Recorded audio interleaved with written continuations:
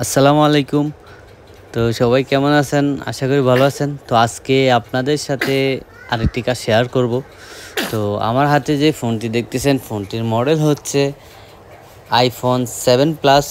তো এই ফোনটির যে সমস্যা, ফোনটিতে ডিসপ্লে লাগালে হালকা ব্লু লাইট আসে, কিন্তু ডিসপ্লে আসে না। তো কেন এই ফোনটিতে ডিসপ্লে আসে না বা কী সমস্যা?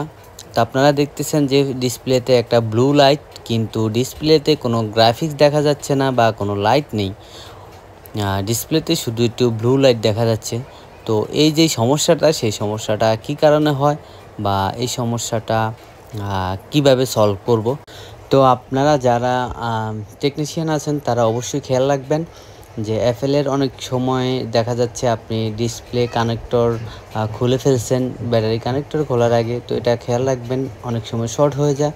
তো কাস্টমার এই ফোনটি অন্য দোকানে দেখিয়েছিল যে হচ্ছে না, তো নিয়ে আসলো আমার কাছে। আমি এটার লাইনগুলো চেক দিলাম। তো দেখতে পারতেছেন আপনারা যে বর্ণিওতে যেই ওএসটা আছে, লাইনগুলো আছে, তো আমি ওই লাইনগুলো চেক করে নিলাম। সবগুলা ঠিক আছে, কিন্তু একটি লাইনে প্রবলেম, সেই লাইনটিতে আমি জিআর ভ্যালু পাচ্ছি না। তো বর্নি ওপেন করে দেখতেছি যে লাইনটা কোথা থেকে আসছে। তো লাইনটি দেখলাম যে গ্রাফিক্স আইসি থেকে এই লাইনটি আসছে। তো গ্রাফিক্স আইসি থেকে লাইনটি বের হয়ে একটা রেজিস্টর হয়ে তারপরে ব্যাটারি কানেক্টরে গিয়েছে।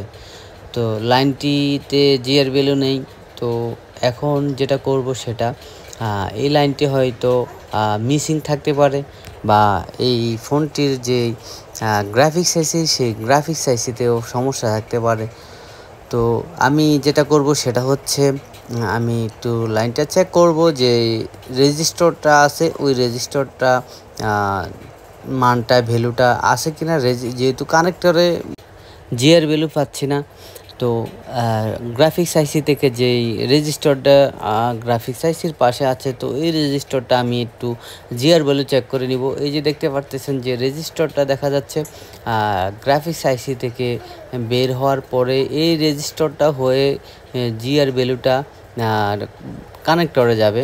তো আমি চেক করে দেখলাম যে এখানে প্রপারলি যে জিআর ভ্যালুটা থাকবে সেটা দেখাচ্ছে। তো তো বুঝতে পারলাম হয়তো বা এই কানেক্টর থেকে এই পর্যন্ত লাইনটা মিসিং। তো ভালো করে আবারও মেজার মাপ করলাম, যে আবারও একটু মেপে দেখলাম যে এখন আবার জিআর ভ্যালু পাচ্ছি না। তো ফার্স্ট টাইম জিআর ভ্যালু ওকে ছিল, কিন্তু আবারও মেপে দেখলাম যে জিআর ভ্যালু আসতেছে না। তো আসা না আসার ভিতরে একটু কনফিউশন কাজ করতেছে। মাঝে মাঝে আমি মানটা পাচ্ছি, আবার মাঝে মাঝে আমি মানটা পাচ্ছি না, জিআর ভ্যালু পাচ্ছি না। তো চিন্তা করলাম যে যেহেতু মাঝে মধ্যে জিআর ভ্যালু পাচ্ছি না, তো আমি এই রেজিস্টর থেকে আমি একটা জাম্পার টেনে দিব ডিসপ্লে কানেক্টরের ওই পয়েন্টে। তারপরে আমি দেখব যে এটার যে লাইনটা, সেই লাইনটা জিআর ভ্যালুটা কানেক্টর পর্যন্ত যায় কিনা। যেহেতু আমি কানেক্টরে জিআর ভ্যালুটা পাচ্ছি না, সেজন্য আমি এখান থেকে একটা জাম্পার টেনে দেব। তারপরে দেখব যে এই ফোনের যে প্রবলেমটা, সেই প্রবলেমটা সলিউশন হয় কিনা। তো দেখতেছেন যে এখানে যে লাইনটা, ওই লাইনটা আমি বর্ণিত দেখে নিলাম কত নাম্বার পিন। তো ওই পিনে আমি এখন জাম্পারটা টেনে দেব। জাম্পারটা টেনে দেওয়ার পরে আমি চেক করব যে মানটা ডিসপ্লে কানেক্টরে আসছে কিনা। তো যারা জিএসএম জগতে নতুন, মূলত তাদের উদ্দেশ্যে একটা কথা বলতে চাই। আপনারা যারা কাজ শিখতেছেন বা বুঝতেছেন, করতে করতে হয়তো অভিজ্ঞতা বাড়বে। তো আমি আবারও চেক করে নিচ্ছি ডিসপ্লের লাইনটা ওকে কিনা। তো চেক করার পরে দেখতেছি যে প্রবলেমটা এখনও আগের মতোই, কোনো পরিবর্তন হয়নি। তো আমরা নেক্সট স্টেপে আবার ট্রাই করব। তো বলতে চাচ্ছি, যারা নতুন টেকনিশিয়ান আছেন তারা আপনারা এইসব ভিডিওগুলা সেভ করে রাখবেন বা শেয়ার করে রাখবেন। আপনি শেয়ার করে রাখলে আপনার প্রোফাইলে আপনি যখন ঢুকবেন তখন বারে বারে একটা ভিডিও দেখলে আপনি ওই ভিডিওটা কয়েকবার দেখার পরে অনেক কিছু বুঝতে পারবেন। কিন্তু দেখা গেছে একবার ভিডিওটা দেখার পরে এগুলো মনে থাকে না। তো আপনারা বারবার দেখার চেষ্টা করবেন। আমিও প্রথম অবস্থায় এভাবে কাজগুলো করতাম, বা একটা ভিডিও বারবার দেখে নিতাম। তো আমি আইসিটা রিমুভ করে নিলাম। ফার্স্ট টাইম আইসিটা রিওড করে দিলাম, যে জিআর ভ্যালুটা প্রপারলি সবসময় হয়তোবা কানেক্ট পাচ্ছে না আইসির বলগুলা মাদারবোর্ডের সাথে। তো আমি রিউট করে দিলাম, তারপরেও হচ্ছে না। তো ভাবতেছি যে আইসিটা একটাবার রিবোল করে দেই। রিবোল করে দেওয়ার পর আশা করি আইসিটা যদি ভালো থাকে তাহলে এই যে সমস্যাটা, সেই সমস্যাটা সলভ হয়ে যাবে। তো আইসিটা রিমুভ করার পরে রিবোলিং করে নিলাম। এখন ভালো করে ক্লিন করে তারপর আইসিটা বসিয়ে দিব। বসানোর পরে আমি আবারও চেক করব যে সমস্যাটা চাই কিনা। দেন না হইলে আমি হয়তোবা নতুন একটা আইসি কালেক্ট করে লাগিয়ে দিব। তা আমি দেখতে হবে যে ফোনটি কোন স্টেপে, আমি স্টেপ বাই স্টেপ চেক করব। যখন আমার ফোনটি সলভ হওয়া পর্যন্ত আমি দেখতে থাকব। তো আমরা সব সময় প্রত্যেকটা কাজ স্টেপ বাই স্টেপ দেখার চেষ্টা করব। তো প্রত্যেকটা কাজের স্টেপ বাই স্টেপ করাই বেটার। তো আমি আইসিটা বসানোর পরে আবারও চেক করে নিচ্ছি যে ফোনের যে সমস্যাটা, সেই সমস্যাটা এখন আছে কি না। তো ফোনটি আমি আবারও চেক করলাম, দেখলাম যে ফোনের যে সমস্যাটা আগের মতোই আছে, কোনো পরিবর্তন হয়নি। তো যেহেতু পরিবর্তন হয়নি তাহলে আমি আইসিটা এখন চেঞ্জ করে দিব। আইসিটা চেঞ্জ করার পরে আমি দেখব হয় কি না। তো দেখতেছেন যে আমি আরেকটা মাদারবোর্ড থেকে আইসিটা কালেক্ট করব। আইসিটা কালেক্ট করে লাগিয়ে দিব। লাগানোর পরে আপনাদেরকে আবারও দেখাবো যে ফোনের যে প্রবলেমটা, সেই প্রবলেমটা সলভ হয়েছে কি না। তো আপনারা যারা টেকনিশিয়ান আছেন, যারা অ্যান্ড্রয়েড ফোনের কাজ করেন, তারা সবসময় অ্যাপেল ফোনের বেশি একটা ডিফারেন্স না, সেমভাবে আপনি কাজগুলো করতে পারবেন, শুধু হালকা ডিফারেন্স।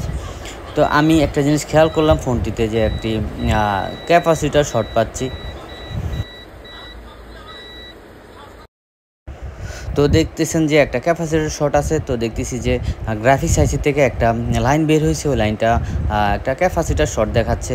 তো মেজার মাপ করার পরে বুঝতে পারলাম যে ক্যাপাসিটারটা শর্ট। হয়তো বা আমি আইসিটা চেঞ্জ করছি কিন্তু তারপরেও কাজ হচ্ছে না। তো যেহেতু কাজ হচ্ছে না, তো আমি ভালোভাবে মেপে দেখলাম যে আইসির সাথে কানেক্টেড কোনো লাইন, কোনো শর্ট আছে কি না। তো ওটা চেক করতে গিয়ে দেখলাম যে এই ক্যাপাসিটারটা শর্ট। তো এই ক্যাপাসিটারটা শর্ট হওয়ার কারণে আমি ক্যাপাসিটারটা রিমুভ করে দিলাম। তো এখন আমি ফোনটি আবারও চেক করে নিব। তো ক্যাপাসিটারটা শর্ট কিনা সেটা আপনাদেরকে একটু দেখিয়ে দিচ্ছি।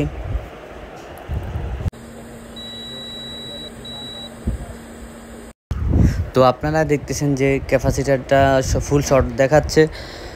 তো সব সময় স্টেপ বাই স্টেপ কাজ করার চেষ্টা করি। তো আইসিটা চেঞ্জ করে দিলাম, তারপরও দেখতেছি যে ফোনের প্রবলেমটা সলভ হচ্ছে না। তো আইসিটা চেঞ্জ করার উদ্দেশ্য ছিল, যেহেতু জিআর ভ্যালুটা মিসিং হইতেছে, মাঝে মধ্যে আসতেছে আবার মিস হয়ে যেত। ভাবতেছি যে হয়তো বা লুজ কানেকশন বা আইসিতে প্রবলেম। তো আমি যেহেতু আইসিটা চেঞ্জ করার পরও হচ্ছে না, তো আমি গ্রাফিক্স আইসির যে লাইনগুলো আছে ওই লাইনগুলো চেক করে নিলাম। তো গ্রাফিক্স আইসির লাইনগুলো চেক করতে গিয়ে যে এটা যে মেন যে সমস্যাটা, সেই সমস্যাটা পেয়ে গেলাম। তো আমি সমস্যাটা পাওয়ার পিছনে যে চিন্তাটা করলাম সেটা হচ্ছে আইসি থেকে জিআর ভ্যালুটা একবার দেখাচ্ছে, একবার দেখাচ্ছে না। তো আইসিটা রিওট করে দিলাম, রিভোল করে দিলাম, দেন চেঞ্জ করে দিলাম, তারপরও কাজ সলভ হচ্ছে না। তো চিন্তা করলাম যে যেহেতু কাজগুলো সলভ হচ্ছে না, তো আশপাশে যে লাইনগুলো বের হয়েছে গ্রাফিক্স আইসি থেকে, ওই লাইনগুলো শর্ট আছে কিনা।